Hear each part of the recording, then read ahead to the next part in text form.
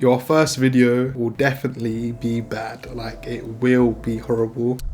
Okay, welcome back everyone. This video here, I'm gonna be doing how to be a YouTuber. So now everyone's thinking, hey mate, just like 100 subscribers. Relax, big man, like who are you? You're not nobody yet. Yeah, I'm not nobody yet, bro. Watch this space. But the whole point of this is, what? When you're starting a YouTuber, who do you want to hear it from? Quick interlude. So my point is here, who do you want tips from? A beginner or a pro? Of course you would think the pro because he has a proven method. You can literally see him go from a beginner to the top of the game. The people who are professionals are they're too far gone now. They've got their own camera team, their editing team, lighting team. Do you know what I mean? They've got the full shebang.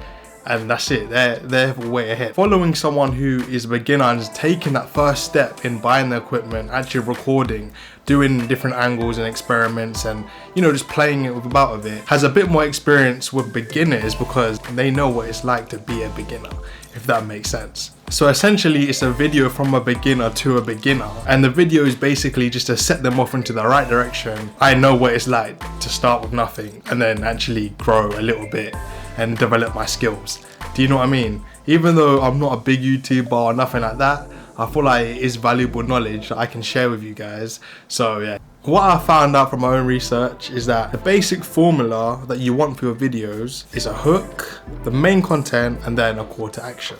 So what does that mean? The hook is something that's gonna grab the audience to watch your video in the beginning to think, oh, that's interesting, let me see more. Then the content is the main content, whatever you've decided to talk about during that video. And then the call to action is basically just saying, subscribe, like, or look at my other videos. But really you just wanna engage your audience. So whatever you think is gonna engage them, keep your retention rates up, which you can look at through your YouTube analytics. Your main goal is to get people to watch your stuff, but actually stay to watch the duration of it and then hopefully subscribe.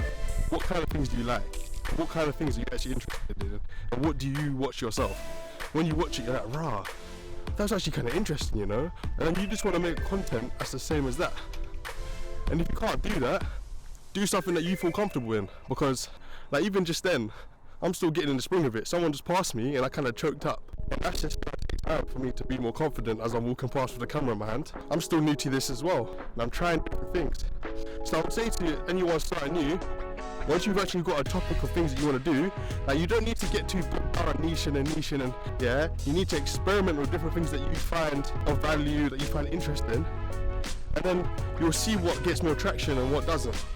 So originally when I first started, I was writing a script and it was basically word for word. It was a little bit robotic, it seemed a bit stiff and boring. It's a good way to start off if you just want to get practice in the field, you know, just practicing speaking to a camera, hearing your voice whilst you're editing, that kind of thing. But then you want to get to the stage where you're actually writing general topics and you're talking more freely from first-hand experience or the research you've done, but it's coming off more flowy, a bit more real and authentic, just better. It sounds more natural and it feels like more of a conversation. So for the script that I did for the last video I done, this is just a rundown of everything that I want to talk about, just jot it down with no real organization.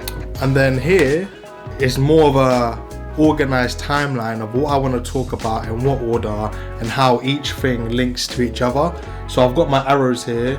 This links to that, this links to that. So all I've done is thought of an idea by researching, looking it up, being inspired by books or other people on YouTube, for example. Then I've made a general script of what the kind of things I want to talk about from the research or being inspired, jotting them down. Then I make a more organized timeline of what I want to talk about when, following the method of hook, content, call to action, which I'm still quite new to myself. And then you record your video with your equipment. The camera equipment and then all my equipment I have, I'll link in the bio, but from the top of my head, the things I remember, I've got the A6400 Sony mirrorless camera, I've got the Rode NTG microphone, I've got this tripod by a company called Neewer, it's really good. And then I got this light as well. I think the tripod and the light I got from Amazon. But I also wanted to say, yeah, this is a big thing, is that take the time to learn your equipment, because literally my last video I did out in the wind, and this video here, it was so windy and it was just messing up my audio. I literally was looking online and I realized that I have all these functionalities on this Rode microphone which I never took the time to learn, and that could have helped to saving my audio in the first place.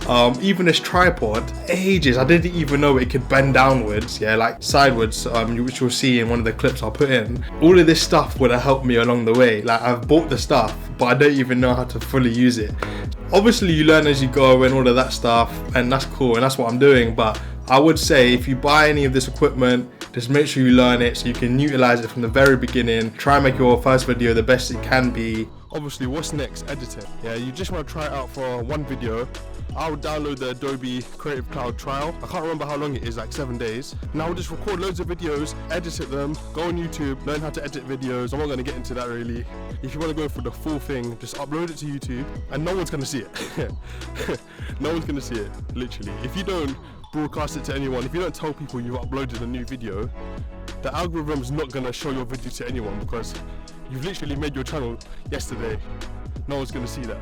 Your first video will definitely be bad. Like, it will be horrible. 5 different jobs at once. Like, you don't actually really understand that it is a lot of work. Like, regardless of buying the stuff, once you have the stuff, you need to be your own like videographer, be your own actor, you need to be your own script writer, you need to be your own editor. It's going to be hard. You need to invest in yourself. I like this lyric by Sandisk. He said, "Before I had money, it was time I invested." And that's literally it. Like, the equipment I have is pretty good equipment, I would say. I literally just saved up and I wanted to invest my money into it, and now my time, because obviously right now I'm not getting paid from this. This is just a hobby I'm doing on the side, something I want to grow.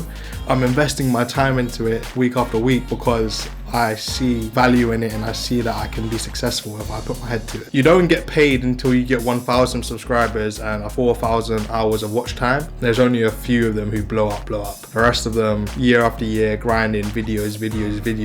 Some people are doing 2 to 3 videos a week. But you can only go off of your past experiences. It's like you can watch someone do something 1,000 times, but it's only until you've done it yourself that's when you can actually see what you need to do, how you need to improve, what little tweaks you can make here and there. Obviously, as time goes on, if you do start promoting your video, but most of the time it's just going to be your family and friends to start. Like the other day I got 1 new subscriber, and it's someone I didn't know.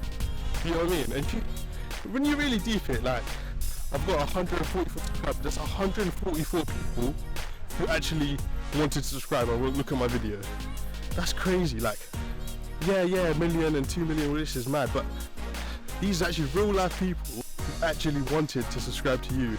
Who am I? And it's mad, man. It's mad. So, and the thing is, it's easier to get momentum once you get started. Like, it's normally the first little bit that you need, and then it's just momentum from there. Do you know what I mean? I would say if you want to get started, just start today. Honestly, just start today. Like, a year from now, you would have wished you started today. And I always say that same quote because it's true. Be the person that you want to be. Yeah, take that step. And the thing is, it's like I've said these same things in every video I do, and it just comes down to that. Like, I'm literally outside right now in public. When I first was setting up my camera, I was nervous. I was literally nervous. Remember that this video you're making is going to be rubbish.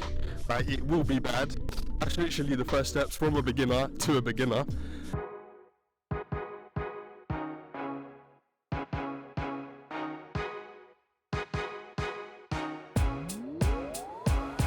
Subscribe if you was able to gain some sort of value from this video. And anyways, in a bit.